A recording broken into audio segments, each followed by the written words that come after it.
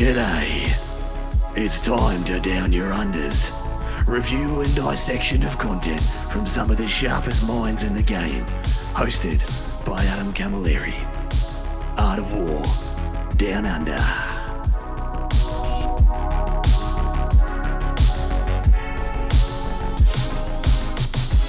G'day my lovelies and welcome back to episode 222, all the twos, 2022. Something. Anyway, I am here and I'm joined by one of the absolute mad lads who is on my show in near perpetuity, but it's actually been a little while between drinks. But we're back with the Plague Hulk himself, the one true athlete of Australian 40k, Matt Morosoli himself. Hello, mate. Hey, man. How you doing? Yeah, I'm good. So we are going to be here to naturally review the Balance Dataslate and MFM. Thank you so very much, G-Dub, for making my December an absolute cluster F, because I woke up one morning and I had 20-something detachments, just populated into my emails.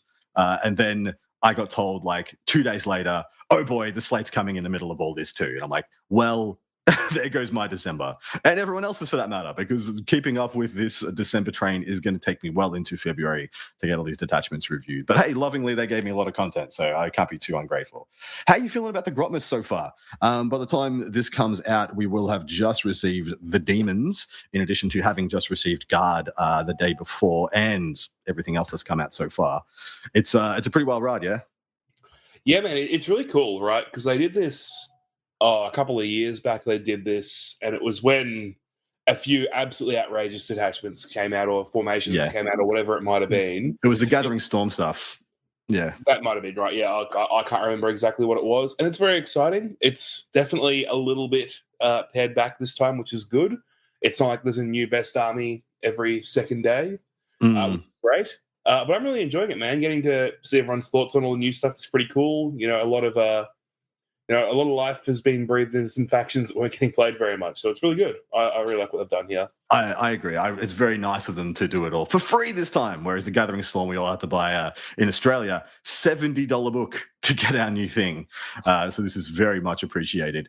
I do have some thoughts on part 2. We're going to talk about that. You can come and join us over on Patreon at Art of War Down Under. We're going to talk a little bit about the possible rich getting richer effect of Grotmas and what it is possibly doing to the game, and also what we think is going to shine moving into the end of the ITC season and the LVO meta. And we're going to be answering a beautiful amount of listener questions, but you know what to expect from my show by now. It's 222 episodes in. We're going to do Man Reads Book from the highest level possible. And if you do not know or have not been able to absorb the Balanced Data Slate yet, or just want our takes on it, this is the show for you. Starting straight up, we're going to go through the slate. Any stratagem that allows you to deep strike 3 inches away is now changed to deep strike 6 inches away.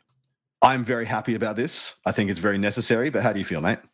Yeah, very good. 3-inch deep strike is a bit silly. I think that it was fine when it was 1 or 2 units in the whole game. It was cool to be a little niche trick, but too many things ended up getting it. Yeah. And then it just became a really weird thing where if those data sheets were good, then you needed to have infiltrators or stops deep strike denial and whatnot.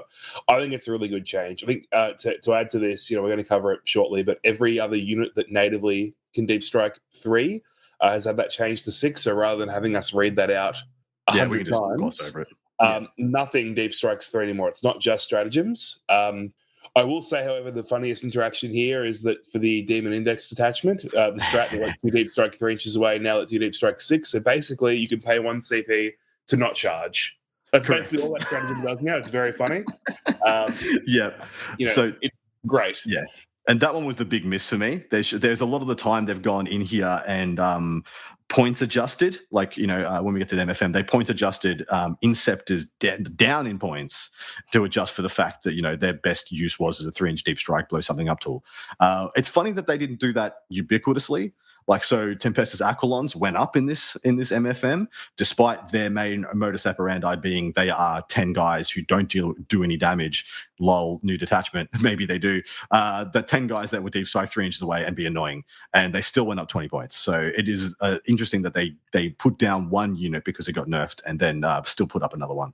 But I think this is a fantastic change. 3-inch deep strike became game defining, became meta defining, and became a toxic element. In addition to that, it was an inbuilt feel bads mechanic mechanic for newer players who don't have the ability to nuancely screen out important parts of the table from a 3-inch deep strike. And there are some armies that literally can't do it. It's literally impossible for me now playing knights to by use of 3 knights, I can protect 1 objective from a 3-inch deep strike. And that is such a poor use of those resources. But anyway, next one is stratagems that worsen armor penetration, a la Armor Contempt. They are only useful, they can only be used for a single instance of attack. So if I was to say roll up 3 Leman Russes on your Renegade Raiders chosen unit Soli, you could use your Armor Contempt equivalent to deny the AP of 1 of those. And then the other 2 would have no issues. This is massive to the game. And I think a very good change, a very key change, because I do think the stratagem is still usable, but it's not going to be, lol, I have a 2-up armor saving cover plus Armor Contempt. Your AP means nothing to me unless it's the number 4, in which case I still get a 50-50. I still get a 4-up. Do you like this change? Look, I kind of do, right? In isolation, I think it's good. I do think in this meta, it just pushes people into playing shooting armies and not combat armies, right? Because this is still great against combat armies, but it's, pretty bad against MSU shooting. And spoiler alert, we are in a shooting meta right now. All the top dogs are shooting armies right now. I don't like the fact that this sort of really just rewards people for taking a bunch of guns, right? That's not I think there were more eloquent ways to do this, but also I'm conscious of rules bloat, right? It would have been great if it worked for 1 activation, if your unit had a 2+ save or something like that, just to try and reduce the number of 2-ups. But I also understand that making it sort of overcomplicated is kind of not a great thing either. I think it's okay. I think it makes a lot of stuff that's AP1 kind of good. I think AP1 is a really weird weapon profile. There are heaps of guns that are AP1 that are kind of, that's just not any good because Armor of Contempt and Cover exists. Right? But now you take away one of those things. It kind of brings the things into the meta and makes other things more playable. So I'm pretty 50-50 on this change. I think it's got some good things going for it. I think it's got some bad things going for it. But net neutral, is kind of where I feel about this one. Yeah, I'm net positive on it. The change I would have done is that you can never use a stratagem that worsens armor penetration and gain the benefits of cover. And that would have just been mine. And maybe you would have killed one or the other, but it means that you had a stratagem to use when your opponent has ignores cover. And also, that would just be my change. I think that would have been good, because then it would have automatically killed the 2+ in cover BS. You can have one or the other, and it would make a lot more weapon profile still viable. A lot more units still viable. Because what this really hurts is the 3-up armor save stuff. The 2-up in cover is still really good against the vast majority of weapons, because you have to be AP2 to leave a scratch. AP2 en masse most of the time, whereas AP1 kind of still is fine, but you need a lot of it. Anyway, I think it's a net good change, and I'm keen to see what it does to the meta. All right, faction rules. Adeptus Sororitas first off the top. Arcs of Faith army rule. If your faction is, you gain Adepta Sororitas, you gain 1 miracle dice at the start of each battle round, which is nerfed. It used to be the start of each turn. And at the end of any phase, when a unit of Adepta Sororitas from your army were destroyed, instead of you just racking them up, depending on, you lost 3 units, cool, maybe you get 3 miracle dice. But this is a net, they're losing just about 50% of their miracle dice are gone. In addition, the Triumph of St. Catherine will no longer give you an additional 6. She will just change the 6 that you get at the start of the battle round. So the dice you get at the start of the battle round, the miracle dice, to be a 6 automatically. So she's greatly nerfed also. How do you feel about those changes, mate? Very good. I falsely declared Sisters dead after the last update. I was very wrong. I think this really hurts the army. I think this really does. Makes all of their tricks a lot less reliable. Look, it was only a matter of time, right? We saw what happened with Fate Dice. They got nerfed several, slowly 3 or 4 times. It took them a couple of goes here, but this is a lot more fair if you're playing against the Sisters army. It's not reasonable for them to sit there with a pile of 6/6s and just be like, yeah, cool, every single time you shoot a tank, I auto pass one of your high damage saves, right? This is really good for that. They were a toughness 3 mid toughness and armor save army that was the most durable thing in the game. They were the most durable army in the game, because you could never bank on killing them when you wanted to, because they could just say no. And now that's going to be a lot harder to do. The rest of the changes come to the Bringers of Flame detachment, which is the fact that you now get your +1 strength from the Bringers of Flame while within 6 inches rather than 12 inches. A bunch of their stratagems that barely anybody ever used has gone up to 2 CP, that being Blazing Ire and Cleansing Flames. Cleansing Flames I did see people use when the 10 Seraphim and Canoness was still the hotness. So that one going up is much more relevant than the +1 to wound against something on an objective when you disembark from on the summer solstice in a leap year, which is what Blazing Eye was. And then the Rites of Fire stratagem has also been changed to be 6 inches. So that's the one that's a +1 to wound. Apologies. Yep. Bringers of Flame. Good, bad, or is it in the bin? Oh, it's probably not great now. I think the only way to play it would be to play Hallowed Martyrs now. You can't get enough stuff within 6. So we take advantage of all of this. You don't have the devs and the Seraphim. Add to that, the data sheets went up as well. Yeah. Add to that, you don't have as many Miracle Dice as you had before. I think if you're playing Sisters after this, then good on you for not dropping the army as soon as they get nerfed, but you're probably playing Hallowed Martyrs instead, I think. Yeah, I think we're going to see about a month of, and of course this is the month of, into December and the start of the game, but I do not expect much from Sisters going into LVO. But like in the month after that, I wouldn't be surprised if they start figuring stuff out and not being on the rise again. But I don't think they'll be jumping to the top of the meta anytime soon. Last change is that the Penitent Hosts got their nerf unnerfed, in that now they no longer have to select one of their vows every turn until they run out. They were just worse orcs because you had total information of when they were going to do their good stuff and could just back up when and just keep distance. But now that's unnerfed, but that didn't come with any notable changes to their points cost. So you're still playing like a melee army with less units than World Eaters somehow. So it's just like in a really bad place still. Do you think that changes Penitent Host at all? Is that going to be in any way viable as an alternative to Bringers of Flame? Not at all, no. Yeah, unfortunately. I think the rules change in the last data slate was bizarre. Correct. I don't know whose idea that was because that army wasn't the problem at all. And I couldn't really figure out why they were nerfing the bad detachment more than the good detachment. So I guess I'm glad they undid that. But they need data sheet changes and points changes to the combat units before that matters. Yeah, totally agree. All right, Adeptus Custodes up next. Their changes are pretty much all based on the jet bikes. So all the jet bikes, that being the Virtus Praetors, in addition to their shield captain, went up a toughness. So they all went up from toughness 6 to toughness 7, and then they all got 1 more wound, I believe. So yeah, the Virtus Praetors went from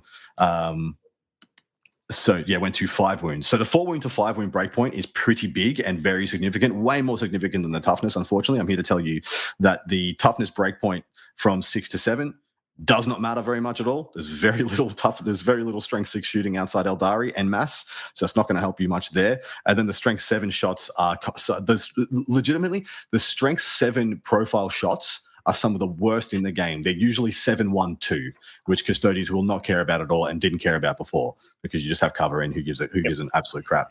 The more significant changes is, of course, the wound goes up because now you need 3 instances of 2 damage to go through. It's still the same 2 instances of 3 damage, or 2 instances of 4 damage, a la Riptides, DDAs, things like that.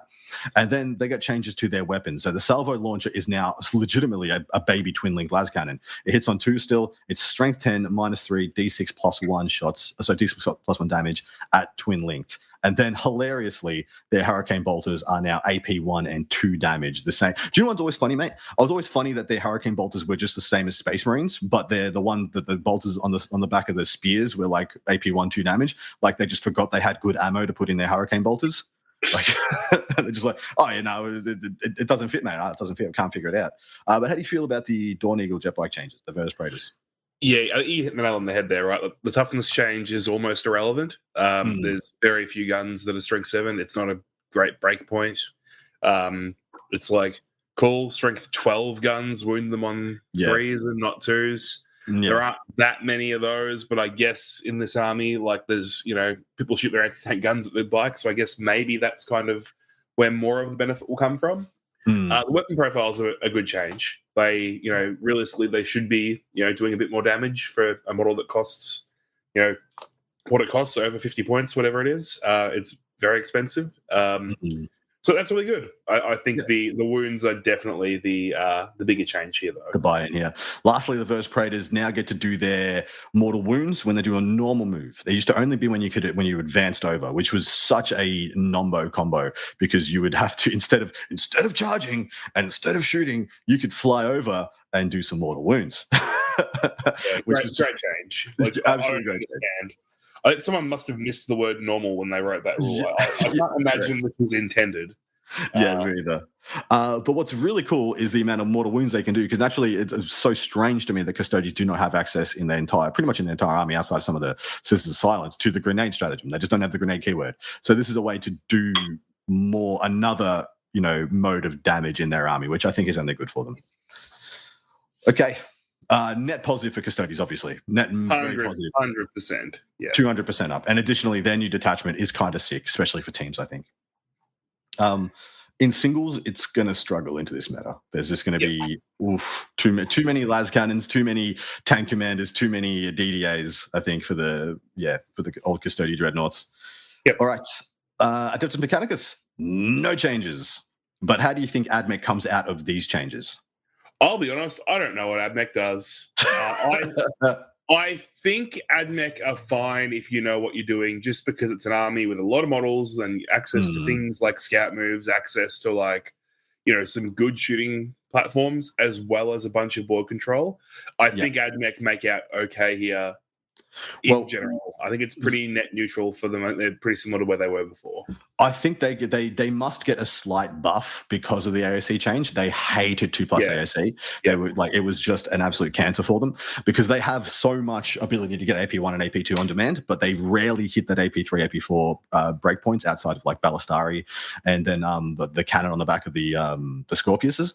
So just having that ability to do more damage, and the thing is that they do damage over a multitude of increments. So the AOC change is probably very relevant for them. Yeah, that's a really good call out, right? That's probably, again, a bigger change to their army than almost anything else, is that those sort of 2+ AOC, tanky model skews kind of lose a little bit of value there. So that's a pretty big change, yeah. I was convinced for a time that I could play 3x5 Deathwing Knights and nothing else in my army, and as long as I went first, beat AdMech, because I could just walk 3 units of Deathwing Knights onto objectives, and there's this kind of nothing they could do to kill them. It was kind of ridiculous. Aeldari, no changes. Yep. And I'm just going to say it right now, MFM, no changes. So do you think Aeldari make it into the new meta in good shape? No, because everyone knows my thoughts on Eldar, right? I think right now what they do and what they cost, it just doesn't make any sense to me. They have 5-man guard equivalent models at nauseum, and guess what everyone else has? They have the same thing at nauseum now. What Aeldari is doing in the meta is actually not that unique. Guard wield just as many infantry, but they're 10-mans instead of 5-mans that can move extra inches via orders, that can be more durable via orders and stratagems. There are so many other armies that are doing what was bringing Eldar to the dance in previous metas, that I legitimately think they need points nerfs. They need to go down in points. Yeah, look, you can't have 5 T3 models with 1 wound each for over 100 points. Correct. And have that be your method of dealing damage. Not in this meta. You can't. Phantasm's great. Phantasm's, again, it's a game-breaking, game-defining stratagem, right? But it doesn't matter when your data sheets aren't that good. I don't rate Eldar at all. It's fundamentally an army that in the current meta can't hold primary. And for that reason, I don't think they can be doing that well. Astra Militarum got a couple of changes. Lord Solar got nerfed significantly, can no longer order Bulgrin, Ogryn, super heavies, can now only order regiment and squadron units, the same as any other tank commander or company commander, which... Fair enough. I mean, Bulgrin were already, in my mind, a little on the downtrend, especially with the points increases for what they did, because they did no damage, but they didn't die. But the only way to make them do damage was via orders, or make them try and do damage via orders. Once again, like I said, they're at that 7-1-2 profile, which is just kind of ugly, so ugly. So Lord Sol is greatly nerfed for the more diverse play styles. In addition, Tempestus Aquilons got their change that they can only use their precision deep strike, the 6-inch deep strike now, so it's not 3 inches, in your movement phase. And pretty much everybody else has had the same changes. So yeah, we don't need to read those out anymore. But my main, as someone who is a regular sparring partner of me, or somebody who talks to me quite a bit about Guard, how do you feel like Guard come out of this? Guard come out very well. It's not really because Solo got nerfed. It's probably more because the tools they have, especially in the silent detachment that came out last night, whenever it was, actually, is very, very strong. They do a lot of things that are really good into the other armies that are going to be good in this meta. If we're thinking things like Marines, things like Necrons, these sort of armies being really good, well, you know what? Scions kind of get the jump on them, and bulk shots with +1 to wound, reroll hits. Like it's kind of how you kill those profiles, right? Yeah. Ghost Arcs don't like that. Like anything in the Marine Army hates getting shot by Scions. Inceptors, Centurions, Eradicators, all of it hates getting shot by Scions. A lot of those armies don't have great volume coming back as well outside of certain things. If you isolate the Bolter Inceptors in Marines, for example, and you kill those, well, it's hard to kill a whole unit of Scions back. Scions in one hit, yeah, that's correct. Yeah, like I think Guard get out of this pretty well. I reckon they're pretty close to the top, yeah. Yep, I agree. Blood Angels, no changes. Black Templars, Repulsor Executioner, and got its changed to 7 transport capacity. So now you can have a unit of 6 guys in a character, which is a great change. The Impulsor got that a couple of months ago. And then Crusader squads and melee weapons now get AP 1 on their combat knives, and you'll see that for a couple of other things. It's actually a bit of a buff to like things like scouts and etc. When you can just still take your bolt gun and have AP, which is not too bad. It'll also go along with on scouts. At least will go on with a points increase as well. Chaos Knights, you now get your army ability from turn 1. They actually have an army ability. I'm not going to tell you it's a good army ability, but they have one now, because it used to be you just have -1 in dread range. If you're in 12 inches, you call your -1 battle shocks, and then you have to take your battle shocks when you are below starting strength rather than below half strength.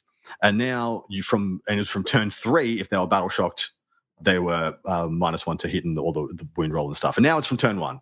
Huzzah! Yay! It should have been ages ago. No, there was no reason for that to be like a turn 3 thing. They also changed the new wording for how sticky objectives work. All sticky objective things are now being reworked to say until your opponent's level of control over that objective marker is greater than yours at the end of the phase. That's just the new wording they're going with.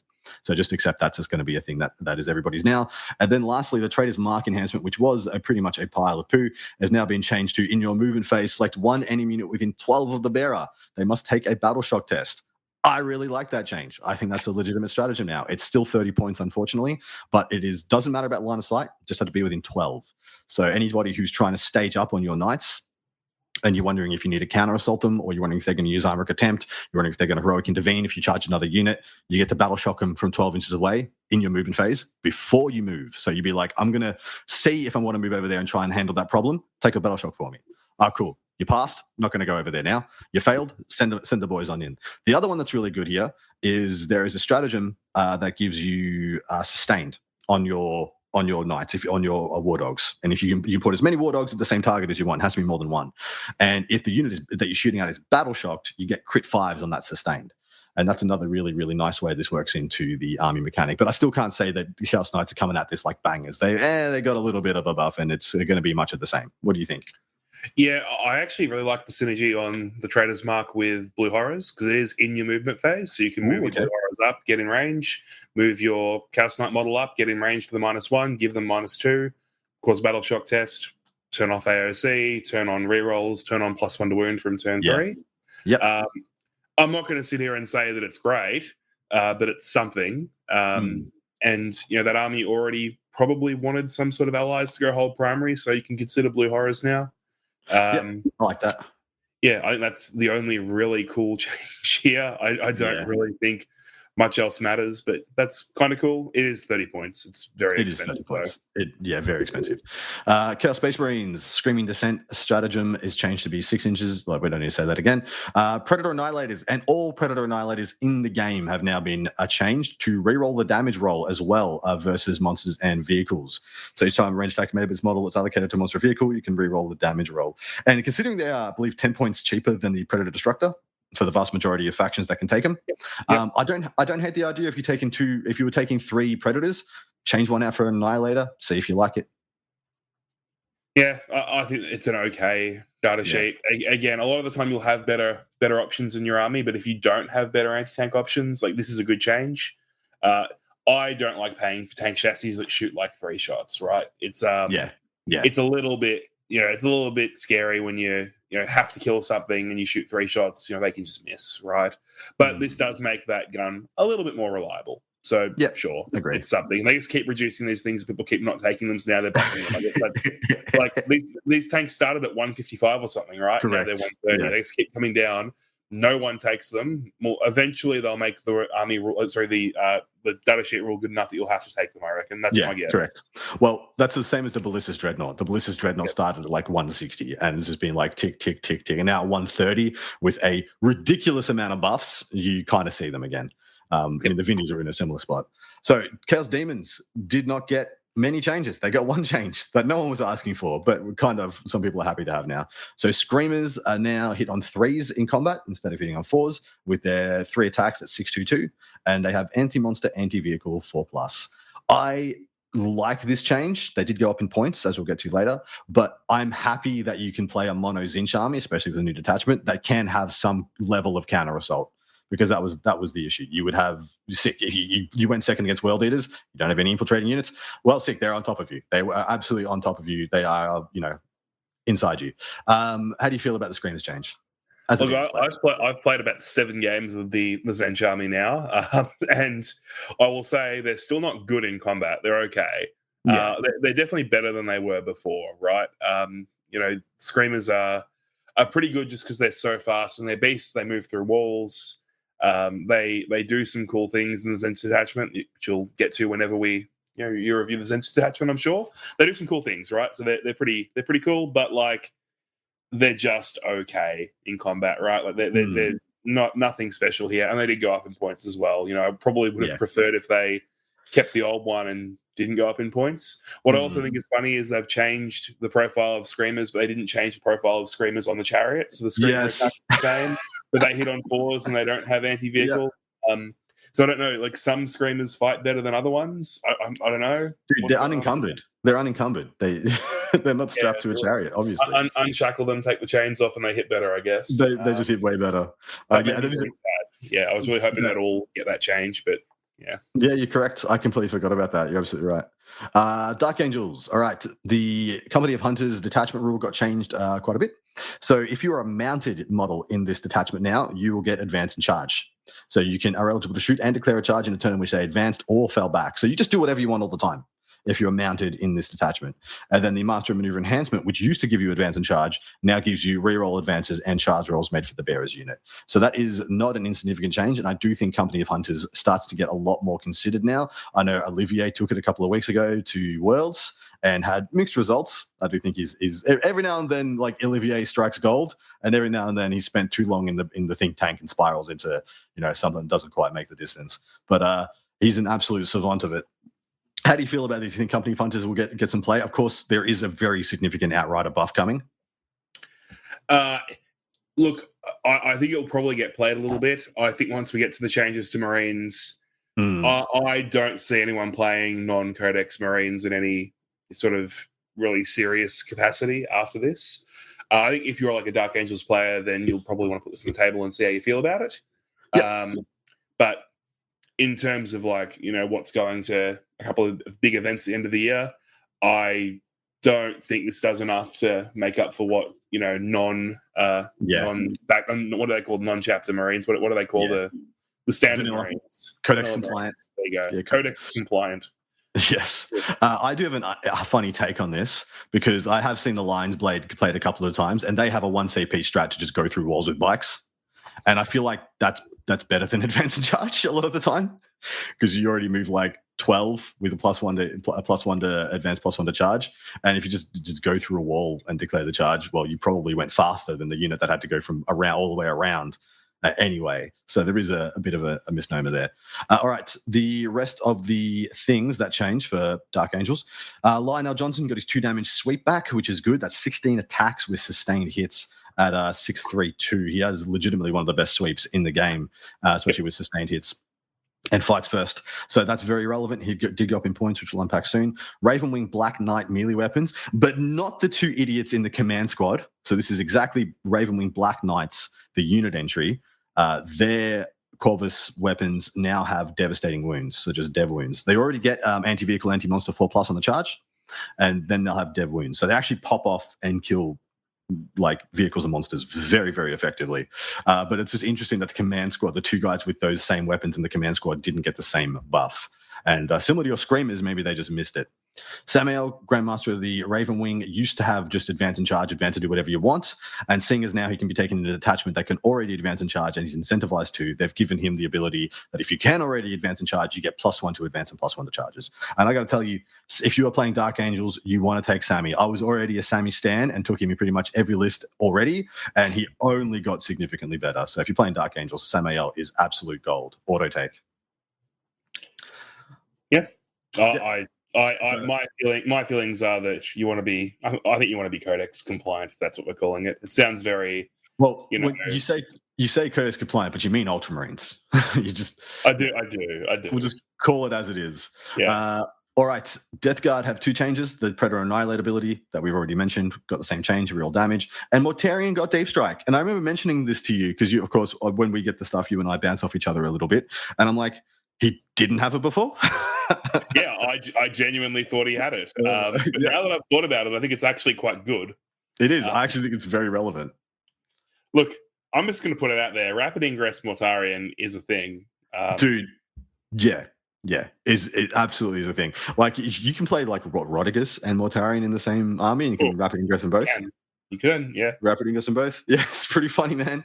And there are so many stalematey Death Guard games where you're like, your opponent's not going to do anything to you. They're just going to stay in the deployment zone and try and pepper you, where you can just be like, oh, well, fair enough. Here's Morty.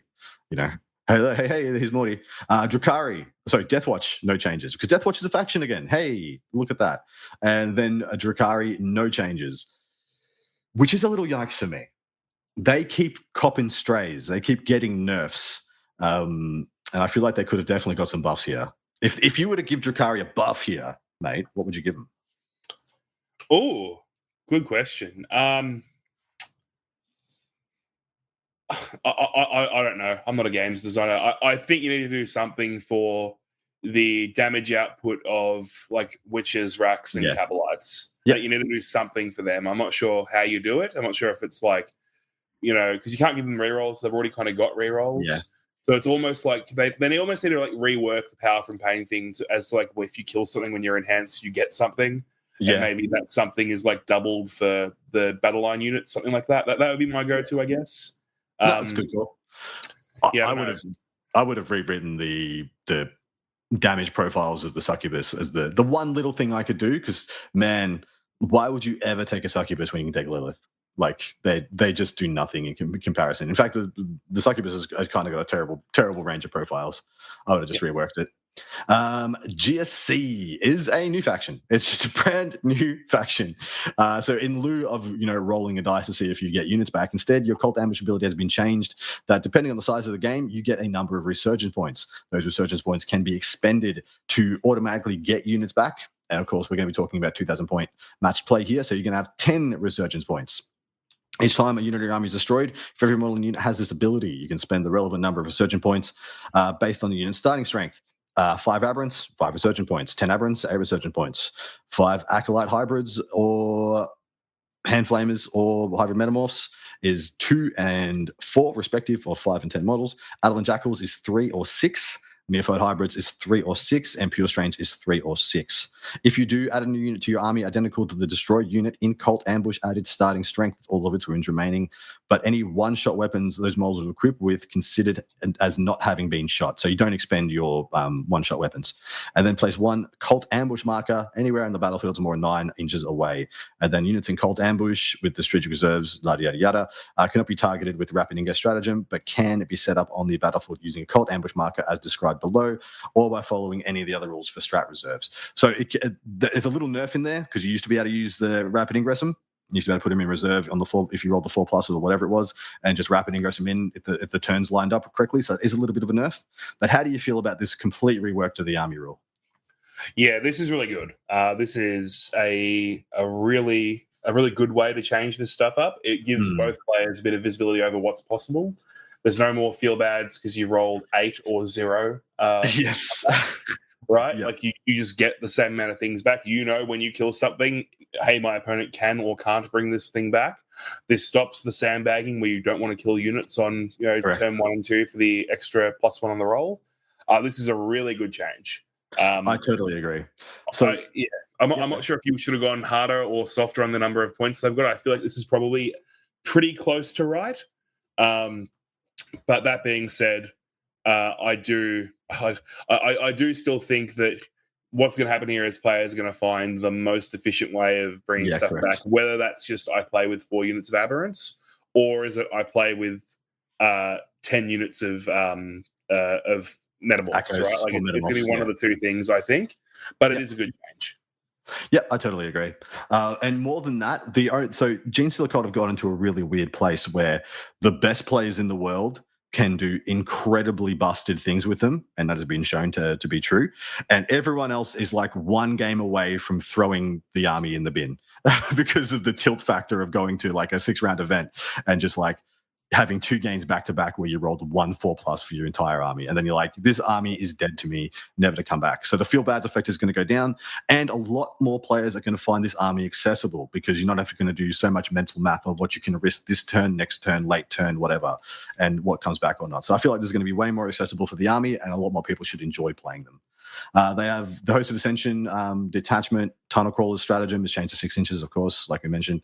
The Outlander Claw has had a rewording of its ability on its sticky, has got the new wording of objective control greater than directive control. And also, whilst a Genestealer Cult's mounted or vehicle model from your army is not battle shocked, add 1 to its OC instead of doubling it, which was pretty ridiculous for a while. And now they won't get that effect if they're battle shocked, which I think it's fine. You're already being able to take any objective that you want when you wanted to. Like 1 is not going to change, like not having double, especially in Adelan Jackals, which was 1 to 2, is not going to change anything. Xenocreed has had its change because, of course, Xenocreed, its enhancement deeds that speak to the masses used to let you re-roll to get a unit back. And now it means you start the battle with 2 additional resurgent points. So you'll go to 12 in a 2,000-point game. And then second lastly, every demo charge has been changed to be 8 inches instead of 9. So you're not throwing them off the deep strike or any of that niceness, which I don't think is that big a change as it would have been a year ago, G-Dub, when demo charges was literally the only profile in the game that mattered because 1 demo charge would kill like 5 dudes, no issues. And then the last one is that the Kellamorph only reactive moves now within 9 instead of 12, which I do think was toxic, that it could reactive move from 12 inches away after shooting you. It was kind of dumb. How do you feel about the rest of it, mate? And where do you think GSC come out of this? Yeah, so I agree with the demo charge change is almost irrelevant. The reactive move change is pretty good. I think the army is still good. I think that what this does is gives you like a level of certainty, which is really good to have at big events. So what I think this means is the army will win more consistently, but I don't necessarily think it'll win more. I think that there were definitely games where, like, tournaments that GSC won because in the hard games, all their stuff just came back. Correct. Right? Yeah. And there are definitely games they lost because all their stuff didn't come back, right? It goes both ways here. This, I think, will lead to more consistent results. I think this will lead to, probably less players playing the army, but I think the people who play it will sort of have, way more certainty in what's going to happen in the game, which I think is really important when you go and play 6, 7, 8 round events, right? Yeah, 100%. I mean, I was in the stream house with the AOWdu boys the week before Worlds, and I asked them why none of them submitted GSC, because I thought GSC was an extremely good place in the meta. And they all said, like, in an 8-round event, you're going to lay an egg and not roll any 4+. And if that's the hard game, you might just lose. And they're like, we can't bet on that. So 100%, I echo that statement. And now that's not an issue anymore. Grey Knights, unchanged. Imperial Agents had 1 significant nerf to the Calexis. I actually quite liked the Calexis for, it was a 3-inch deep strike, and then at the start of their command phase, in the command phase, you could try and battle shock a bunch of units within range and turn off some primary. Now it's only effective in your movement phase. And the Calexis kind of is useless now, absolutely useless. So unfortunately, Calexis, not too bad. I hope it goes down to like 80 points now, because then you can just be like, lol, 80-point loan up. That's kind of fine. But right now, for 100 points, you just never would take it over a Calidus or even consider it for pay 20 more points again. Never saw. All right, Imperial Knights, no changes. Cool, moving on. Leagues of Votann, no changes. Necrons, Annihilation Legion detachment. So this is the Destroyer Cult detachment, essentially. You want to take destroyers. Yep. But the problem was all the buffs were for melee. Pretty much this entire detachment only buffed the melee stuff, did nothing for the 2 shooting destroyer units. So now each time a destroyer cult unit from your army makes a range attack that targets the closest eligible target plus 1 AP. How do you feel about it? Believe it or not, it just doesn't matter at all. Nope, it doesn't. It's like look at this. They've taken up. I'm going to say they've used 12% of the width of the page here for that change, and this is going to impact less than 12 people worldwide. It's so funny that we got this and Star Shatter in the same week. Exactly right. Why? You know what this is, right? This is the rich stepmom buying her son a new iPhone and saying to the foster kid in the other room, "Oh, here you go. Here's a cassette player from 1987. Go and have fun." And that's what this is. Yikes. Anyway, I mean, you can't say it's not a net buff to a detachment that you probably never play competitively. I don't know what this detachment does. Do you know what this detachment does? I don't know what this detachment does. All I know is that it buffs. I've read it twice, and then the information has left my brain, unfortunately, because I'm like, this isn't going to be the one I play against, so I'm not going to take up brain space with this. Hypercrypt, however, did see a significant buff in the number of units you get to uppy downy, as the kids would say. It's now being reduced for 3 units, as it was in 2,000 points, to being 2 units, which is not insignificant. But I still see Hypercrypt as equal best or maybe second best detachment moving into the new meta. What about you, mate? Yeah, look, I don't think so. I don't think it's even close. I think Hypercrypt is pretty average, especially with one less pickup. I think Star Shatter is the best one, but I don't think it's for the reasons that that everyone else seems to think. I don't think it's because, fast gun good. I think it's the best one because it has a bunch of interesting tools and it has a really good way for you to actually mobilize the army and go places you couldn't go otherwise and reach things you couldn't go otherwise. The reactive move is really good. I think it's the best attachment to play Crons in, but I don't think it's just because fast gun good. I think Hypercrypt is mid. It's definitely a good army, right? But it doesn't have the tools to do the things you need to do against other Necrons, against Vanguard, against Ironstorm, against all the other, against Scions. Like, who cares if you pick up, put down? The guard drops on you and kills you, right? I just don't think it matters too much, really. The nerf kind of hurts them, but I think if you're playing Necrons, you should be shifting into, fast gun good Necrons anyway. Well, so I agree. Like, the Shatterstar does one thing even further than like the Ironstorm and the other vehicle. Say the mech detachments that we've seen so far, Bring Us a Flame, Ironstorm being the two on the tip of my tongue, because it makes tanks fundamentally not play like tanks by having reactive moves like essentially fire and fade equivalents and go through walls, which neither of those detachments had, or any other detachment that was vehicle based outside of knights. So I really think Shatterstar just like completely breaks the mold and it's going to break some hearts. All right. Orks is up next. Yay, the WAR got freaking changed to have the thing it should have had always. It's in your command phase now. You call the WAR. So you don't have to, oh, cool, you're going second. Your opponent gets to be like, before their command phase, would you like to WAR? And I'll back up. Or would you not like to WAR? And I'll stay where I am and keep scoring primary. And yeah, it was such a stupid way to do it. But now that it's like the most fundamental quality of life increase you could have ever given Orks. Orks also got some other nice stuff. The Blue Boys got changed to, of course, the same timing on the second WAR is the same in your command phase. The Big Hunt got a significant buff in that the fact that you don't have to just choose a monster or vehicle unit, because then it used to be that the attachments just didn't work against like a Custodes that didn't bring a Caladius. If they brought a Caladius, well, you won't get into it anyway. And now it works on character units as well, so that you get to target as your prey. So I think that's actually a decent buff to the hunt. I'm not sure if you'll see it, but it's good. And that one's bigger stratagem effects has changed into be that in addition to you can charge when you advanced, you can reroll the charge rolls made for your unit provided you target the prey. And then lastly, Ghazghkull Thracker's timing of the WAR is also changed to be in line with the rest.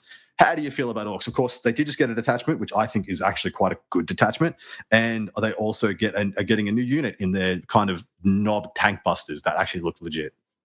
Yeah, those models look pretty cool. Hey, I actually really like those. I have thought up until now that you have to play Bully Boys just because of the second WAR and the WAR timing, just so you get the opportunity to use it, because sometimes you won't with the poor WAR timing. This means you don't have to play Bully Boys for that. I actually think, look, I'm not going to sit here and say the Hunt is a good detachment because I'm not an Orc player. I'm not an expert in the faction at all. I'm sure if I spoke to, someone who actually plays Orcs at a pretty high level, they'd tell me all the problems with that detachment. From the outside looking in, I feel like the Big Hunt has a bunch of cool things going for it. And the change to allow this to target character units, I think, is pretty important when we're going into a meta where Space Marines with character units, in a lot of their Death Stars are a thing. Guard units with Scion command squads in a bunch of their units are a thing, right? Like those are two of the big ones. Dude, in addition, we just talked about Shatterstar. It's all vehicles.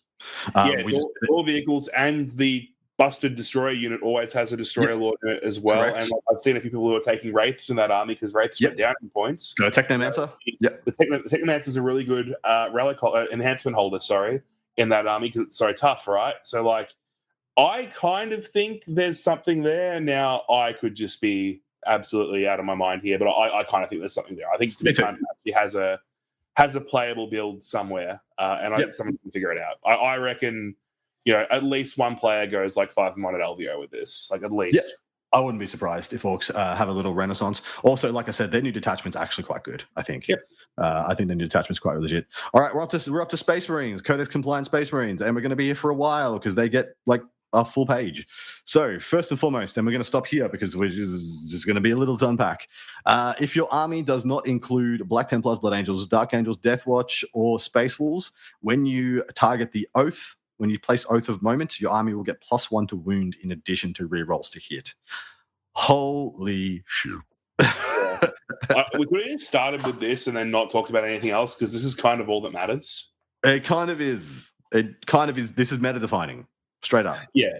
So there's a bunch of ways this goes, right? There are things like Centurions in Vanguard who now just wound on 2s with their las cannons. So you have, 6 hits, they're going to hit on 2s with +1 to hit, with rerolls to hit if you're on an objective, wounding on 2s with rerolls to wound because they reroll to wound because they're twin linked. It goes that way. It goes like Gladiator Reaper in Gladiator Reaper in Ironstorm with Mercy as weakness and +1 to wound. My guy, that's outrageous. It goes like all of the mid-strength weapons, the Inceptors with plasmas getting +1 to wound means they wound every vehicle in the game on 4s. Rerolling with a billion shots. Yeah, exactly right. Bolter Inceptors kill any infantry unit in the game almost. Like maybe not like 10 Terminators or whatever, but within reason, like Bolter Inceptors just kill everything. Outrageous. It just makes everything really good. +1 to wound is, it's one of those things where I always spoke about like earlier with like the Custode bikes where that break point of like that T6 to T7 doesn't really matter. +1 to wound is, I think, the most impactful like modifier in the game. It's the highest value modifier in terms of how much damage you do, because the worse your thing is, the more benefit you get out of this, right? Agreed. If you're shooting something that wounds on 6s and you go to winning on 5s, you double your number of successful rolls. +1 to wound is the most impactful mathematically modifier to a hit or to a wound roll. And because of that, you can take any data sheet, and any data sheet with reroll hits and +1 to wound is good. Correct. Like, you can genuinely build a core of your army, like 1,000, 1,200 points of a good army, and you can throw a freaking dart at a board and pick units based on that. And those units will take the Oath buff well. Yep, agreed. I 100% echo everything you just said, especially the dart throwing thing. Because once we've unpacked the rest of the changes here, you will see that there's kind of no terrible units in Space Marines anymore. Yeah. For Adam, for once, all of your weird off-meta ideas will just work. Yay! Dude, they always worked, just not versus you. All right, Gladius Task Force Stratagem, the Fire Discipline has been truly nerfed. In addition to not going down in points for this nerf, which is 40 points for this enhancement, you reroll advanced rolls made for that unit instead of getting crit 5s. That is a dead enhancement. Yeah, get out of here. That thing, could you imagine? Could you imagine if that didn't leave? Oh, dude, yeah, outrageous. Correct. They couldn't give us +1 to wound and crit 5s. But they still get the sustain hits 1, so sometimes that will be relevant. I mean, if it went down to 30 or 25 points, I may just be willing to pay that for sustain hits 1 with 4 rerolls to hit. That sounds okay. But yeah, not paying 40 points for that anymore. Captain and Gravis armor and all the Gravis armor intercessors got a good buff to their outputs, so they got +1 damage on all of their guns. So the heavy bot rifle and all that goodness will have an extra damage. The heavy bolter, the super heavy bolter carried by the heavy intercessors, hits on 3s now, but it was already 5.12, which is hilarious because it's just like one more shot than a heavy bolt rifle. So the only difference between a heavy bolt rifle and a heavy bolter is one more shot. And of course, they get they get sustained in one. That's not nothing, but heavy intercessors much improved on their damage output, and they, like you said, they take the +1 to wound like a freaking champion. Strength 5, AP1 plus 2 damage. That profile takes +1 to wound like a champion. Yep. If you are not strength 10, that's toughness 10, it's wounding you on 4s. That's sick. Okay, I'm just going to quickly go through these. So every chapter master that isn't an Ultramarine chapter master of the Codex compliant now gives +1 OC to the most associated data sheet with that faction identity. So Lysander gives +1 OC to Terminator Soul Squads and Terminator Squads in the army, not the ones that he's joined, just in the army. Ironfather Pharaohs gives it to heavy intercessors. I wish he gave it to aggressors as well. That would be sick. Might be busted, but here we are. Shrike gives it to jump pack intercessors, which is quite spicy. I'm actually brewing a little bit of Raven Guard at the moment. Kasara Khan gives a 1 OC to Outriders, and Pedro Cantor gives it to Sternguard veterans. Now, Sternguard veterans also got a glow up, which we'll get to momentarily. But then I'll do the 2 changes to Infernus Marines together because for some weirdly thing they just spread those buffs out. They now have AP1 on their Flame and Doodads. Still not enough, but they also, in addition, gave them the battle shock that they cause is at -1. A bit of a whoop-de-doo. Sure. Yeah. A bit of a whoop-de-doo. Of course, we had the same change to Inceptors, 6-inch deep strike, not 3. Intercessors, which have got, Each time this unit is selected to shoot, it can use this ability. I love it. It says it can use this ability. When the hell am I going to not use this ability? If it does, until the end of the phase, add 2 to the attack characteristics of bolt rifles equipped by models in this unit, and you can only select one enemy unit as a target as unit attacks. I guess the only time I wouldn't use it if I was splitting fire. If I had two units of 1 guardsman to kill, is the only time I wouldn't use this.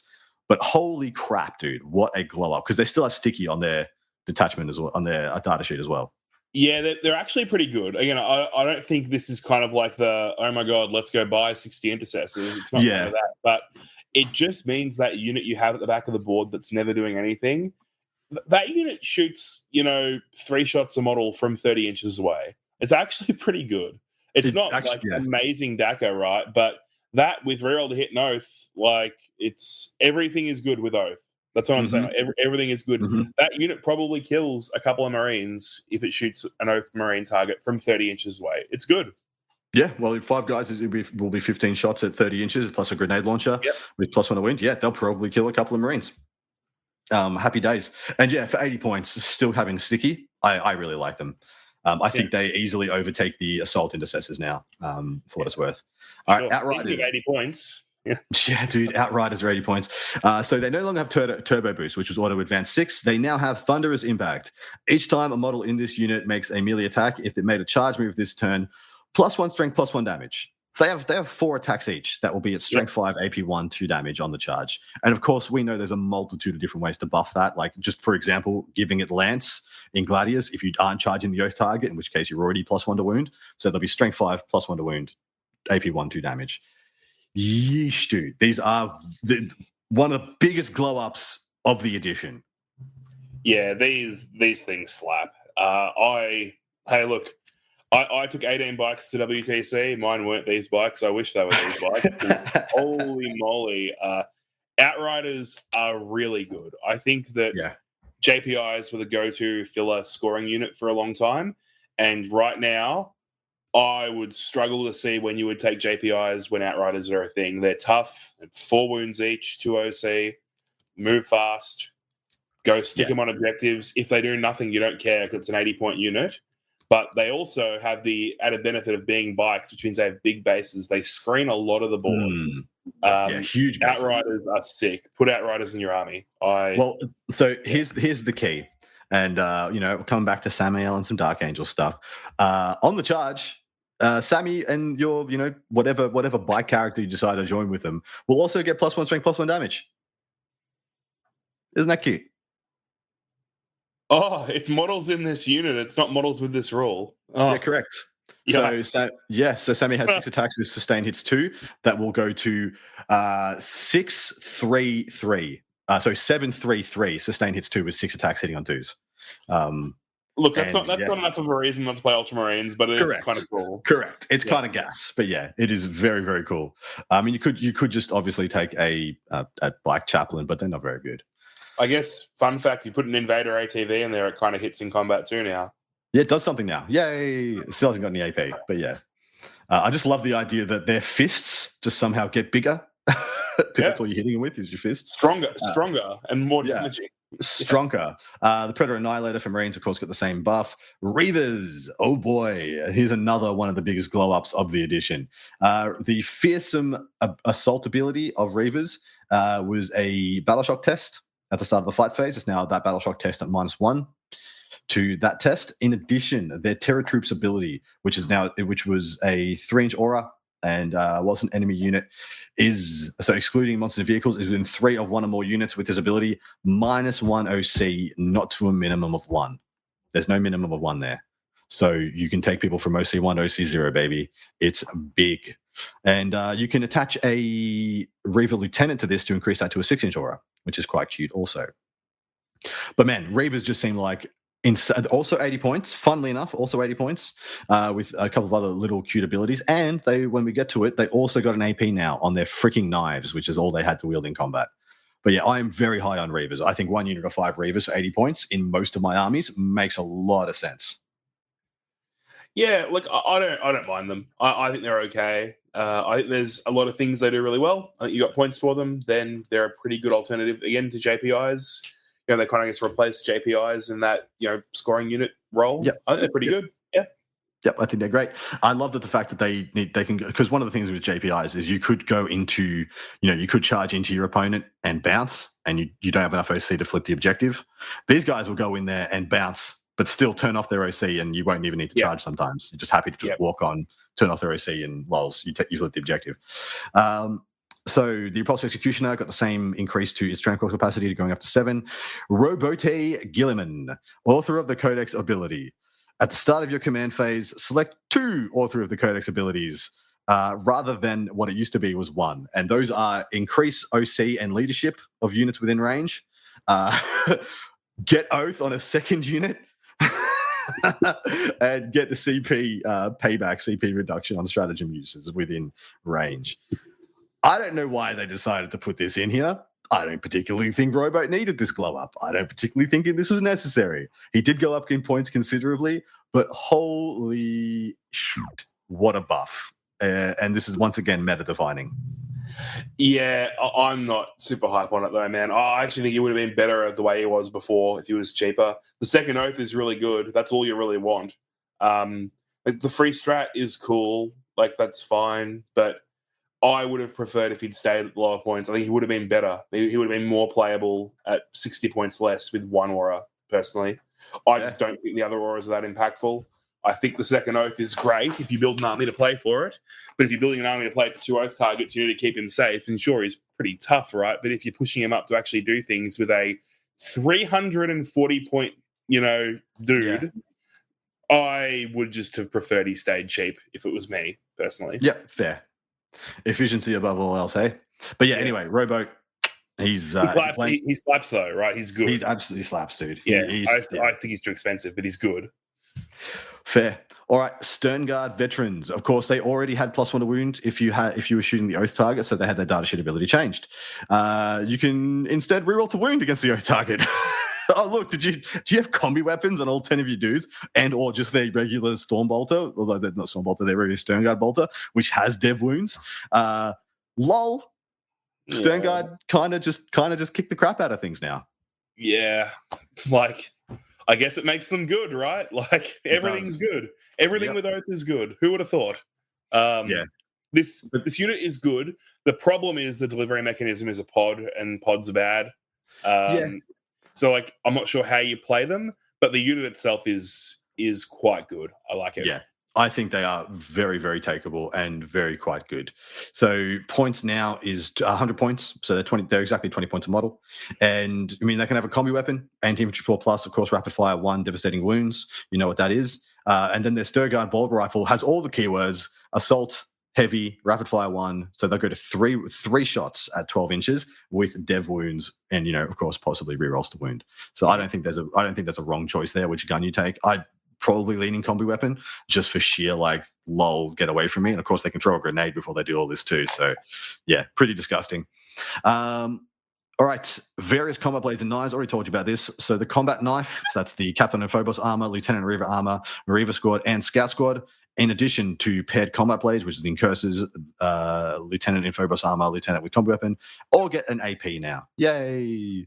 It's actually not an insignificant buff. Like your scouts just kind of got AP in combat when they have their bolt guns, and it's kind of nice to have. Yeah, it's it means that scouts fighting other scouts actually kill each other now, which is kind of good. Yeah, you don't end up with those weird stalematey things where your scouts stay in combat with each other for 3 turns, and it's like roulette on whose power fist rolls better. Yes, correct. Yeah, that's kind of a thing, Yeah, yep. I forgot one for when I was talking about. So Vulcan now gives you +1 OC to Inferno squads. Once again, I wish he gave it to flamer wielding aggressors instead, because giving +OC to flame to Inferno squads ain't going to do diddly squiddly squat. All right, Wolf Scouts, the only change for Space Wolves, they get the same +1 AP that all the other Scouts got. Thousand Suns, completely untouched, apart from the Predator getting the same Predator rule everyone else's Predator got. The first time in a year, Thousand Suns hasn't copped a nerf in the slate. It probably feels good for them. They're probably tired, probably worn out. They've just done, a year's worth of rounds in the boxing ring, taking strays, taking them to the chin. So yeah, pretty happy days. It feels like the Eldar. At first it was the Eldar players, and they've been milked, and now it's the T-Suns players. Yep. Tau, no changes. Do you think there could have been a change to Tau in your mind, or do you think they're right where they should be? No, they're probably rules-wise they're probably fine, right? Maybe there should be some points adjustments, but I think rules-wise Tau are pretty okay. They're probably starting to get outclassed by the shooting armies, but they are rules-wise they're pretty good. I will say they're one of the best recipients of the AOC change. You're shooting 3 Riptides that have to shoot at the unit of Deathwing Knights in cover on an objective, and with AOC active, usually you were oh shit, this ain't gonna go good. I'll be lucky. I'll be so happy if I kill 3 or 4 of them. But now, lol, they get the AOC versus one of those. The other 2 just get to smash. Yep. Tyranids. A couple of changes. They are trying to make the Assimilation Swarm a thing, and I'm actually hearing from some people that it might be a thing, but your army can regenerate friendly Tyranid units. There's within 6 of it, and of course you can regenerate once per phase. And each time a unit regenerates, do one of the following. The change here is they used to regen D3, now they regen D3 +1 wounds. In addition, the only other changes here are to the Norn Assimilator, which gets the Harvester keyword, so now it functions in the Assimilation Swarm, and then the nerf to the Trigon, which was always coming, that had a 3-inch deep strike, now it's a 6. How do you feel like Tyranids came out of this? I feel like they came out of it pretty well. I think it's okay. I don't really see how they deal with some of the problems that Vanguard pose for them. Guard are probably a little bit of an issue as well, but they do have the bodies to kind of absorb the Scion deep strikes, right? So I think rules-wise, they're fine. I just think that meta-wise, we're looking at, some very tough games for Tyranid players to play. I feel like the armies that, were getting played, the ones with the few monsters, then a bunch of the small bugs, those armies were really good. I'm just not sure how well they deal with, the problems that they've sort of got to deal with now. The plus with the wound oath nerf, right? That's horrific for all the big bugs. That's correct. Really spooky for all of the T-Fexes, even like the X-Cranes, the Maliceptors, and then all the Scions getting +1 to wound with their detachment as well. It's kind of the same thing. I just feel like the tough stuff isn't really that tough anymore. Yeah, correct. My take is that Crush is probably on the outs, and the Tyrannofexes may be on the decline as well. I still think you got to take the Exos though. In fact, the Exos kind of got better with the AOC change because they didn't love 2-up and cover AOC, but the Tyrannos and the double Maliceptors in addition to 3 Exos is probably overs now. It's probably just asking for yourself to be oathed out of the game. Yep. All right, World Eaters receive 2 changes, just a pretty much nerf to the World Eaters Demon Prince. It no longer gives a 4-up invuln to Jackals. It now only gives a 5-up, and if you have an invuln, they'll give you a 4-up. So a little bit of a buff to the things that already have the invuln, because now they have a 4-up, because it used to do nothing for them. So now a little bit of buff, a little bit of nerf there. And then lastly, the Predator Annihilator in World Eaters gets the same buff as everybody else. I didn't even know they could take a Predator Annihilator. I assumed that they could, but they never would because it doesn't. There's no reason to. I've never once seen a World Eaters Predator Annihilator. Never have I ever. Yeah, exactly right. That brings us to the end of the slate, my man, and it was a thick one. The previous one was pretty thin, but the last MFN was very extensive. But we will go over to the MFN now and then go through that one. It's going to be quite quick because like I said, there's a very light MFM. They went heavy on the rules, light on the MFM, and then the last one, they did the vice versa. They're very heavy on the MFM. I don't mind that. I think it's a fun way to do it. And it's trying to change. If you had a heavy MFN to go along with all the balance changes and go along with all the Grobus attachments, like it would be so overwhelming. But jumping into the points changes, Sisters, Castigators went up 10 points. Also, sorry, I got to say, G-Dub, thank you from the bottom of my heart for putting on the freaking MFM how many points things went up. Just thank you. Thank you so much. We are very grateful. Cascaders up 10 points. Exorcist up 20 points. Only changes for Sisters. How do you feel about it? Sure. Yeah. Good. Just make sure that shooting army from Bringers is gone. That's just like the final nail in the coffin there, I think. I agree. I would have liked to see reductions to go along with the massive nerfs. Like I would have liked to have seen Repentia, go down 5-10 points. I would like to see, Retributors or Zephyrum or these things that we've just like Battle Sisters, things that we just don't see. We just don't see them. Why am I paying like 80 points for a unit of Outriders or Intercessors, but a unit of 10 Sisters of Battles is 105? Like they could easily go down. Yeah, well, I think the win rate needs to come down before they start buffing things, right? That's fair. I don't mind this. I think Sisters are being too good for too long, and I don't mind them taking their time to reintroduce other Sisters units into viability. Yep, fair. Adeptus Custodes, the Dawn Eagle, Jetbike Captain, and the Virtus Praetors are all up 20 points on the Captain, and then 10 points per two, so 5 points per model essentially on the Virtus Praetors to go along with the fact that they're vastly enhanced. So 225 points for the three of them. So they are 75 points a pop, which is fair. Not. It is about. I think it's about right. It puts them comparable to the Talos, to the I guess the Castellan robots, things of that ilk. Yep. Adeptus Mechanicus, one change. Castellan robots down 10 and 20 points, so 5 points per model down. Not enough. They need to go down probably the same again. So that means they're at 90 points per model on the Castellan robots. I still don't know what AOWdu, as per my comment earlier. So, yep. All right. Adeptus Titanicus, moving on. Who cares? Aeldari, not a single freaking change. Moving on. Astra Militarum, quite a few changes. So last time the changes were they pretty much put up a lot of the damage dealers, especially Bulgrin got heavy hits. Now they've gone after the utility and the glue of the Astra Militarum army. So no changes to their damage dealing assets. So no changes to Rogel Dawns, no changes to Lehman Russes. Their tank chassis. A couple of things have gone up a little annoyingly. So essentially all the infantry units cost the same, like infantry battle line units cost the same because Cadians went up 5 points, Catachans went up 10 points, and the same related costs. So now there's kind of no points difference between the infantry squad, the Cadians, the Catachans, or the Kriegsmen. And that's a little silly to me. So you take Catachans if you want to scout, you take Cadians if you want to sticky, and you take Kriegsmen if you want to be better than the other two, but don't have a they're a little bit tougher and they get guys back. So it's a little interesting to me to have them all the same points. It's going to just make us like min-max and it's going to be a little dull. Yeah, totally agree. Chimera is up 15 points. It's 85 for a Chimera, man. That's a lot. That is a lot. And that's at the level where I will start taking Tauroxes because they're 20 points less. Yep, I agree. Gorn's Ghost is up 10 points. Probably fine. 110 points for Gorn's Ghost isn't breaking the bank, but you may see them less. 10 points on Hellhounds. 125 is still fine for a Hellhound, but you do feel it. Leontis is up 25 to go along with his nerfed ability to give orders, which is at the point where I actually will probably actively not take Lord Solar, and I'll just build lists not to take him. But how do you feel about our Lord Man? I already thought he was superfluous. I actually already thought you were just taking Zion Command Squad, so I think this doesn't really matter a whole deal. You're not really taking Bulgrin anymore, so you don't need his orders anymore. I think I think the nerf is unnecessary. The points nerf is unnecessary with the rules nerf, but same. Fine. Same. Yeah. I was already building armies that just self-ordered themselves. As soon as I got the tank commander change, I was like, I don't need Solar anymore. I'm just going to take an army that orders itself and he doesn't do anything.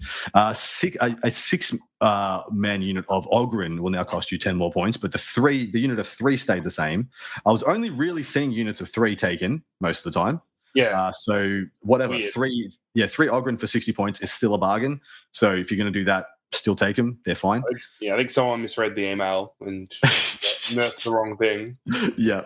And then Aquilons went up 20 points, despite now, in my opinion, being actually bad outside of their signed attachment. I think in the signed attachment, they're still fine. Maybe it's 1 unit or 2 units at the most, but they're not windmill slamming 30 into any list anymore. And then Tempesta Scions went up 5 points per 5. So they went up 2 points per model. So 60 and 120, which is still fine. They're still exceptional units.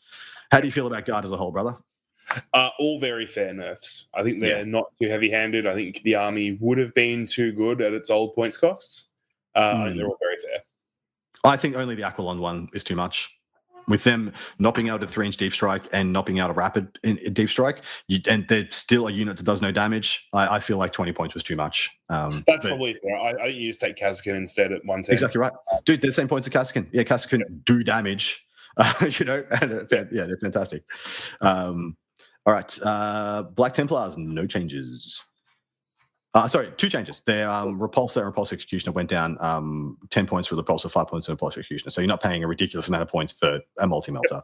And that's pretty much because the meta's gone away from them. If we all went back to Black Templars Ironstorm, they would regret that choice. But we're not going to. Blood Angels, Mephiston up 10 points. And the sustained 3 Rage-Fueled Warrior enhancement up 15 points because it was 10 points for to make 1 captain kill everything and anything in the game, which was kind of hilarious. Pretty reasonable.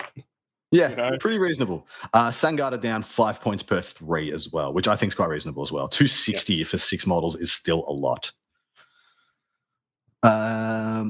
Next up, Chaos Demons, my dude. Bloodletters down 10 points. Screamers up 10 points per 3. This isn't anywhere near as much as all I would have wanted, right? And I think you echo that.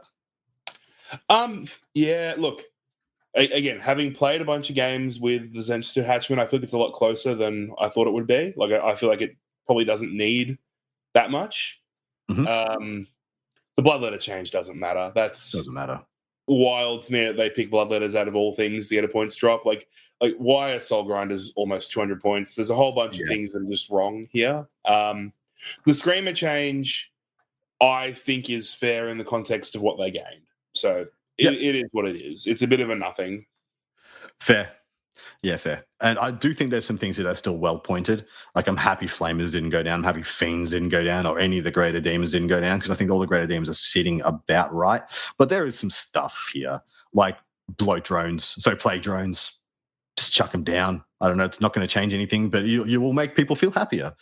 And then a bunch of the Heralds that literally don't do a damn thing that you could have chucked down. In addition to those are data sheet problems, though, right? They're actually not points problems.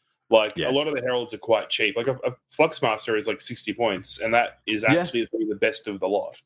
But they're data sheet problems. Their weapons aren't good, and their abilities aren't good. Well, it's the same as the Chariots. Like, a Seeker Chariot is 65 points and is untakeable. Like, how much cheaper do you need to make it? I don't know about that. I reckon once the people at home see the Slanesh detachment, I think Chariots are... Really? Not horrific. Let's put it that way. I'm really happy, dude. I'm just very happy to hear you say that, because they've been a joke for so long, because they don't interact with anything in the game. Well, I forget which ones are which. One of them is okay, I think. One of them is takeable. You heard it here, guys. The one that has dev wounds and anti-infantry, I think, is takeable. I think that's the one that looks like the lawnmower. No, that's the Hellfire. That's the one that was the impact models. I think it's the normal Seeker Chariot. I think it's the cheap one. There you go. But I think it's playable. Excellent. All right. Chaos Knights surprisingly got reductions. So the Wardog Executioner went down by 10, the Huntsman went down by 5, and the Stalker went down by 5. The only one that's going to matter there is cool. You got 5 more points. Your Stalker went down because that's the only one of those 3 you were taking. And then the Lord of Dread enhancement went down by 10 points. Which is not bad. Lord of Dread's not too bad. I feel like it's only really good when you're playing a big knight, which you're not incentivized to do. Save a few points on your knights and get an enhancement. It's kind of what It looks like here. Yep. Exactly right. Exactly right. I would have loved to have seen some more point drops on some of the bigger knights, like the Desecrator, the Despoiler, all those things. Because they just don't do a damn thing. It's very disappointing. Chaos Spacer Marines, you were my man. You went to WTC with 18 Chaos Bikers, and you were just 4 months ahead of the meta, mate. That's it. Yeah, I think someone saw me absolutely, get pantsed by France and just decided we should probably buff that unit. This unit is good. Six Chaos Bikers is actually good. For 130 points, dude, 130, it's good. Sorry, I'm going to hijack this right here. In Renegade Raiders, this unit goes and charges something and uses the fallback strat in the fight phase to move 12. You move 3 your opponent's models and you take Desperate Escape tests, and you just go dump 12 OC on their objective. This unit's actually good for 130 points. I don't know what they're thinking reducing this unit, but I'm going to play it because it's really good. Good man. Dude, what is it? 390 for 18 bikes? Yep, do it. Put that in your army. That's fine. Yeah, the best 390 points you'll spend. It's Gilliman and 50 points. All right, Dark Angels. The line went up 30 points. That is all. I don't know if he warranted going up 30 points. He was already bad. He's better in combat now.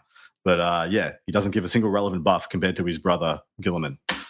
He could have definitely, if you got 2 of his bad auras, his auras are so bad, dude. But yeah, that's all that changes there. No changes for Death Guard. No changes for Death Watch. In fact, they're returning directly into here with the same points that are in the back of the Imperial Agents book, or exactly where they left off. They haven't changed at all. Index Drukhari copped another round of nerfs to their points for no one can tell me why. Who is winning with this army? Who is actually winning? Scary. Literally scary. Is he winning that much? Because he can't be making up for all the people like me who can't win with this army. No, he's not. He's not doing. He is carrying the faction, but he's not doing better than like the rest of the world. He's doing scary things. He's winning GTS. He's very good, right? But he can't be making up for all of the bad players not winning with Drukhari. I took Drukhari to 2 events, and I was like, no, this is not for me anymore. Because the data sheets are just so fragile. It's bonkers to me. Yeah. All right. Anyway, 6 Grotesques went up 10 points, so 3 will still cost her only 80 points. The Void Raven Bomber went up 20 points. I don't know who at GW got hurt by the Void Raven. And then 5 Scourges will now cost you 130 points for 5 Scourges. Yeah. What the hell? Honestly, at this point, you're actually taking 10. You actually are. Yeah. It's 50 points more to double the size of the unit and have a Blade of Wings. Yeah, at this point, you pay the 50 points to have 5 guys screening the back of your board. Honestly, it feels inefficient, but 130, I think you do. 130 is disgusting. Is absolutely disgusting. As their only legitimate ranged anti-tank, because I find Talos is just too fewer shots to legitimately be a threat. As the only legitimate ranged anti-tank, that is revolting. You might even just take Ravagers. A Ravager is 20 less points. Yeah, you probably do. And has 1 less shot than them for 20 less points and is vastly more durable. You probably do take Ravagers at this point. I agree. It's very frustrating for me, though, and probably very frustrating for Drukhari players as well. The points reductions they got is 1 point per model reduction on Rax. So Rax went down 5 and 10 points. But yeah, I can't comprehend who is being harmed by Drukhari so thoroughly. Genestealer Cults copped nowhere near as many changes as I would have assumed, which I'm pretty happy about, to be honest, because I think if you had to completely rework this faction, it'd be really hard to tell what was what, whether your data slate changes were good or bad. But Abominant went up 20 points, which is good because at 75 points, that guy was a house. And the Achilles Ridge Runners went up probably not enough. They're still auto take gas, one of the best light vehicles in the game, because they went up 10 points per model, so 170 for 285 each. How do you feel about GSC changes? Yeah, these are pretty nothing. If you were going to take an Abominant at 75, you'll take it at 95. Yep. You'll probably find points for your Ridge Runners. Admittedly, you can just drop a unit of Acolytes and pay for these changes and then know you're going to get it back anyway. Correct. So, yeah, I this is a nothing change. It's probably good. It probably just takes it from having that one too many units. It probably just drains it in, Grey Knights, single change, Nemesis Dread Knight up 5 points. Who cares? Not a big deal. Doesn't matter. Imperial Agents unchanged, which I'm a little sorry, with the exception of the Vindicare Assassin, if taken as an ally, has gone down 25 points because I mean at 150, I thought it would. I already think the Vindicare is like the worst of the bunch. It maybe is better than the Calexis now because the Calexis is absolutely awful, but still at 125 points, why you would ever take that over an Eversaw, I do not know. Eversaw's 5 points cheaper and infinitely better. Imperial Knights, Armigers, and Warglaves both down 10 points. Yeah, it's good. It's good change. It's good. It's great. It's absolutely great. What people were taking, you could take, a lot of people were taking like 2 big knights, eight small knights. They just got 80 points. That's just some more agents into your list. Or you can change around, not take your Calexis Assassins, and you've got 180 points to kind of flesh your list out, which is, another Warglaive and a quality enhancement or two. So yeah, I think it's good changes, rebalances. They usually it's usually getting you one more unit in your Imperial Knights army, which I think is cool. Yep. Leagues of Votann, Thunderkin down 5 points per 3, so 10 points. Unfortunately, I do think Thunderkin may have a place, especially in teams, because you can make a very good anti-vehicle Votann list, which will smash into a lot of the mechanized stuff we're about to see. But I do not think in singles this touches anything. This makes any difference whatsoever. Yeah, I agree. Necrons, and you did this. I once again. Baffled, absolutely baffled. But this also is an indication of possibly when these points were written. This more than anything else gives an indication when this was written because all the Catan went up by 10 points. Every Catan shard went up by 10 points. It's been a good 2 to 3 months since Catan were dominant. Yeah, it has been. I feel like you could still just stick one in the army and it's a bit oppressive, right? Like they're just so tough. Yeah.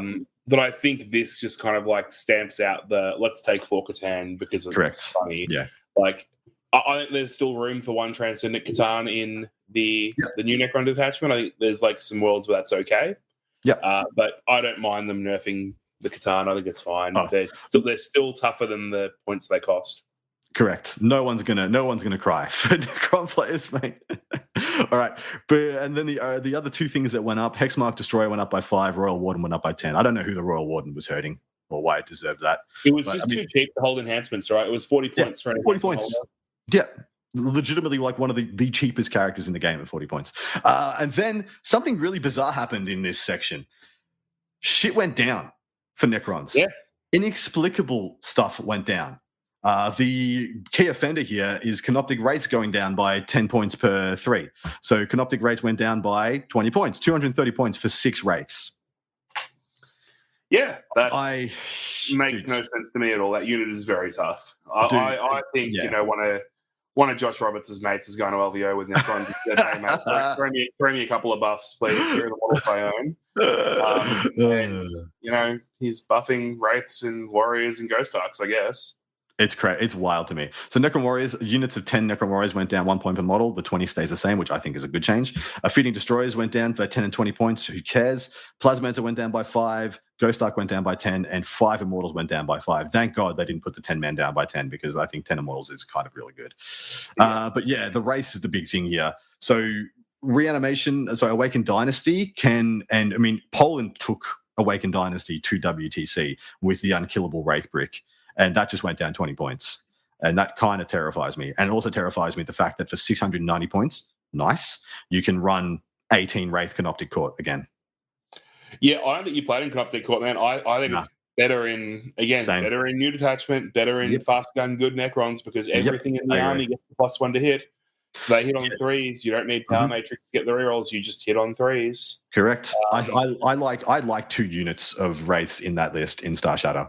I think it's hard. Yeah, I think it's hard to make 2 fit. So I've written a couple of lists. I think it's just 1. Yeah, but fair.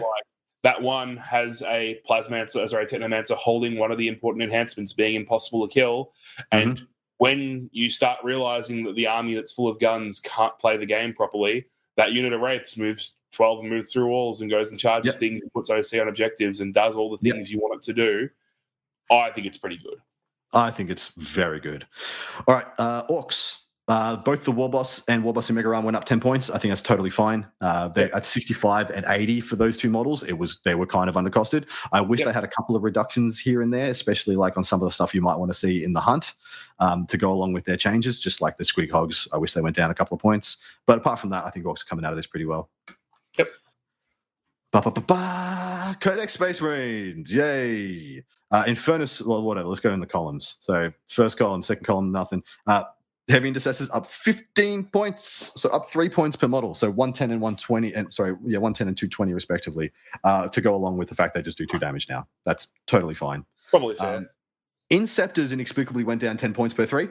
This is the worst change of the whole thing, by the way. This is the single most egregious change of both of these documents. Do you think this is worse than the race? Because I actually had the races equal to this. No, this is... Dude, this is way worse. Do you know what a unit of 6 Bolter Inceptors with New Oath does? I know, because I've been shot by it 6 times over the last week of practice games, and it kills whatever it looks at. Anything. Yeah, 420 for 6 world-ending models with a 6-inch deep strike is 240. Wild. You got the joke at least. Oh. Yeah, 240. But it's actually 418 as we're recording this right now. If it had been 420, I actually would have really appreciated the joke. We were 2 minutes too fast here. 2 minutes too fast. Anyway, yeah, Inceptors are going to be in every list because they take New Oath with rerolls to hit on Twin Linked on either one of their weapons. They take rerolls to hit just as good as anybody in the game. They are the perfect delivery damage package. They are a unit of drop Scions now. Yeah, this is the single that unit should have gone up, not down. Honestly, that unit actually should have gone up, not down. This is why it doesn't make sense to me because so many other things that got their stuff changed from the 3-inch to a 6-inch deep strike stayed the same, and the only other one that changed went up. So why did Inceptors go down? It's very quizzical to me. I don't understand why they thought they forgot they have guns. They just forgot that it's a unit with guns. Great, amazing guns, like in really good guns. Anyway, Inferno Squad is up 10 points so up 2 points per model. Lol, why? Lol. They got AP1 and they ignore cover, right? So like I guess that's something, but yeah, they're not good. No, they're not good. They should have stayed the same. Why buff them? Like, why give them 2 okay buffs and then put them up points when they weren't being taken? So that's a misnomer. They pretty much stayed exactly the same in everyone's estimation in untakeable. Marnius Calgar went up 15 points. He's now 200, and that is a legitimate amount of points. So it's actually a question of whether you take Calgar now because a lot of people want to take Guilliman, and taking Guilliman and Calgar is a quarter of your army or more. So very much iffy whether you take them both now. And it's up to you which one is better. Just take Calgar because you save those 20 points on that unit of Inceptors you're definitely putting in your army anyway. Fair. Good way of looking at it. Reavers, who went up 1 point per model. So still they're at 80 points now. And pretty fair. Yep. Yeah, it's fair. Totally fair. Unlike the Infernus Marines, who got mediocre buffs and went up more than the Reavers. The Reavers got phenomenal buffs and barely went up. Rowboat went up 60 points, like we said. He's 345 now. Scouts went up 1 point per model, which is totally acceptable. They continue to go up pretty much every MFM. Stirred Gun went up 2 points per model, which is totally acceptable considering how much better they got. And still at 100 points, like 20 points each, they are very good. I wish they were 3-wing, though. I wish they were 3-wing models. Uriel Ventress went up 20 as well, which does hit pretty hard. You know what? It just doesn't matter because you're going to take Uriel and Marnius anyway, and they're up 35. The 2 units of Inceptors you take is minus 40, and you're back to where you started. It actually doesn't matter. Fair. Yep. Yeah. I mean, when John Lennon played at Worlds last year, John Lennon played like what 663 or was it 666 Inceptors in Vanguard, and it's almost that same time of year, baby. Inceptors come back around. We have Space Wolves. Their Wolf Scouts went up the same as the other Scouts, so 1 point per model. And Wolfen also went up 1 point per model, which is probably totally fair because Wolfen are pretty dang good. They were too cheap. Yep. They were too cheap, yeah. And then we have Tau, unchanged, with the exception of the Tiger Shark, which can go straight to hell. Yep. I'm sorry if you bought one recently, but now it went up 50 points, the single biggest increase to any model in this MFM. I'm not sorry. Gilliman went up. Sorry, Gilliman went up 60 points. Yeah, I'm not sorry. You deserve it. You went and bought a Tiger. You went and bought a Tiger Shark. You deserve it. I hope you like the model. Yeah, I hope you enjoy the model. I hope you can use it as a boogie board. because you will no longer be playing it at 325. Then we have Thousand Suns, completely unchanged for the first time ever, and Codex Tyranids, who only saw they are pretty much the only faction that didn't see any increases, only decreases. Both units of the Norns went down 15 points, which is good. You might actually see them now.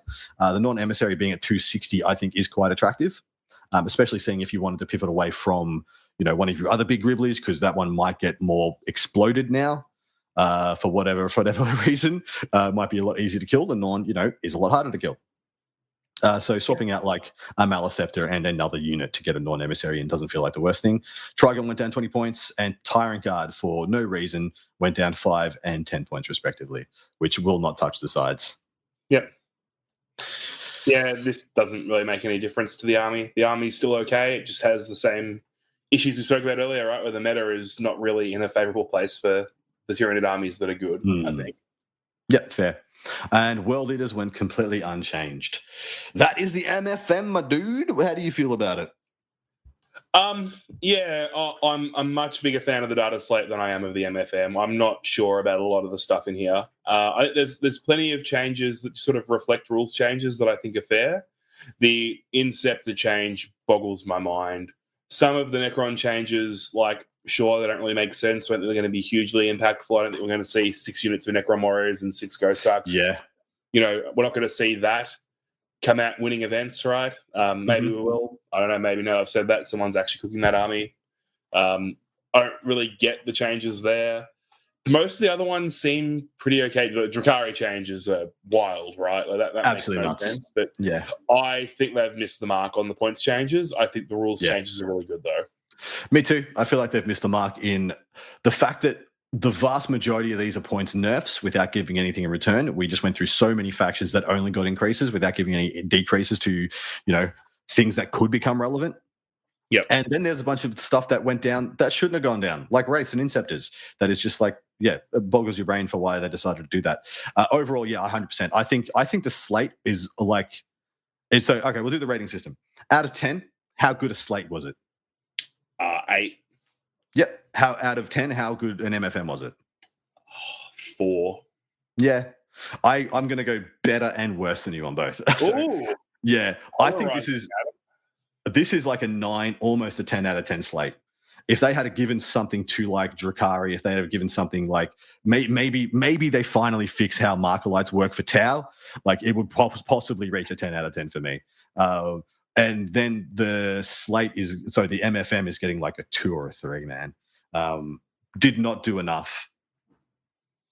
Yeah, I can see that. I think there's no 10 out of 10 slate until they make Demons good. Bring back Scarbrand. Until Scarbrand's meta, I don't want to hear about it. How on point.